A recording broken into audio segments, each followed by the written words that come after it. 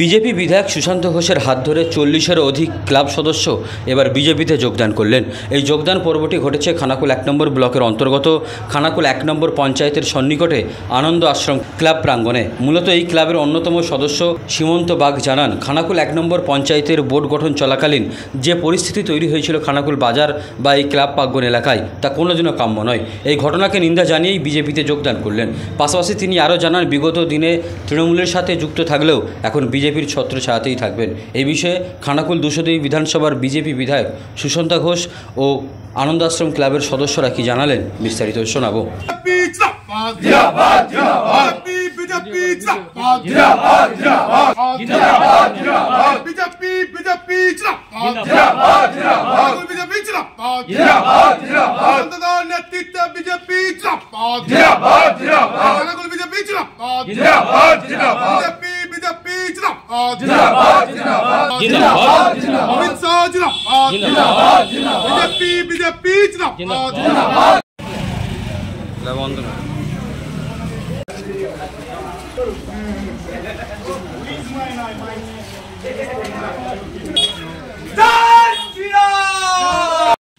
মাননীয় সম্মানীয় বিধায়ক সুশান্ত ঘোষ মহাশয়। भारत माता की जय। बीजेपी जिंदाबाद, बीजेपी भारत माता की जय, भारत माता की जय, भारत माता की जय। আমাদের এই খানাকুল বাজার এখানের যে ক্লাবের নাম হচ্ছে আনন্দ আশ্রম ক্লাব। এই ক্লাবের প্রায় 50 জন সদস্য আমাদের ভারতীয় জনতা পার্টিতে যোগদান করলেন। আমরা ওনাদের সবাইকে ভারতীয় জনতা পার্টি পরিবারে স্বাগত করলাম।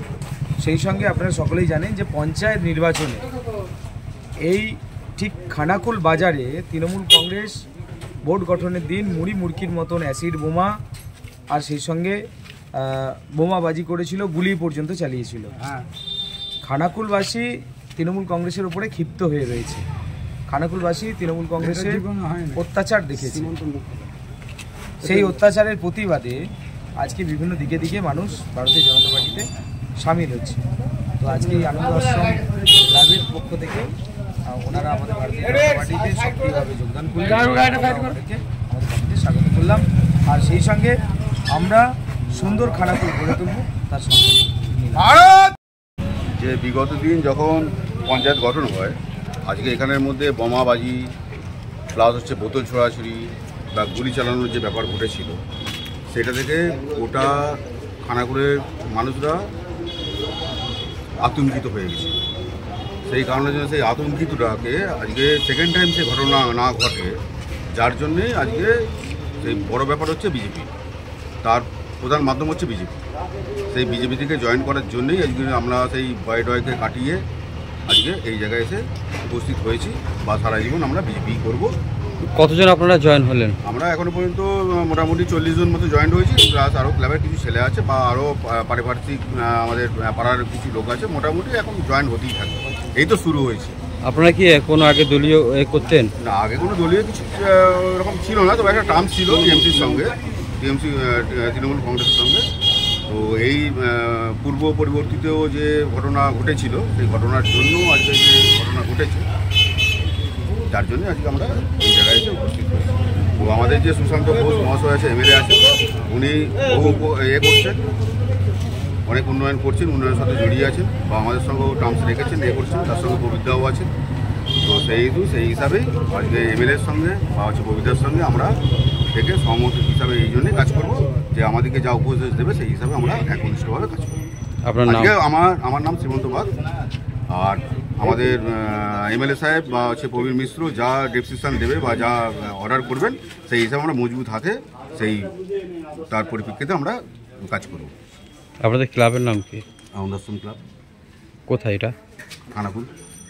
এই ক্লাব দীর্ঘদিন ধরে আমাদের আমার পরিচিত এবং এই ক্লাবের সক্রিয় কার্যকর্তা মাননীয় সীমন্ত বাগ, উনি আমাকে অনেকদিন ধরেই বলেছিলেন এবং আমাকে এই ক্লাবের সমস্ত সকলেই চেনেন।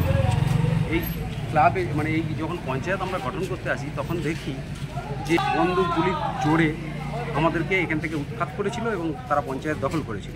তাই পঞ্চায়েতের সামনে এই এলাকায় সীমন্তবাগের নেতৃত্বে আমরা আজ সীমন্তবাগ বিজেপি থেকে জয়েন করালাম এবং ওনার নেতৃত্বে বিজেপি এখানে চলবে। খানাকুল বাজারের এলাকার দায়িত্ব ওর ওপরেই থাকবে।